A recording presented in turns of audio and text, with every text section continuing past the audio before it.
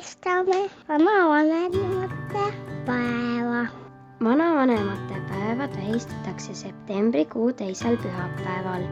Vanavanemate päev on Eestis lipupäev, mil heisatakse lipp päikesetõusul või hiljemalt kell 8 hommikul. Lipp langetatakse päikeseloojangul. Vanavanemate päev on maailmas populaarne tähtpäev. Seda tähistatakse kas riiklikul või rahvuspühana. Vanavanemate päev on pühendatud vanavanemate tunnustamisele. Nii näidatakse austust nende panusele laste ja lastelaste kasvatamisel. Selle päeva tähistamine aitab meelde tuletada, millist väärtuslikku tuge, teadmisi ja elutarkust vanavanemad suudavad pakkuda. 2023. aasta seisuga elas vanavanemaid Eestis 339 613 ning koos moodustavad nad 25% Eesti rahvastikust.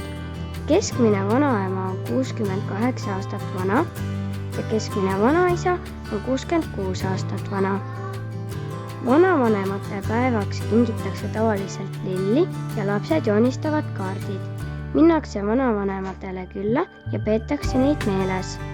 Minu vanaisa ja vanaema on mulle nii kallid ja mulle meeldib nendega koos süüa teha,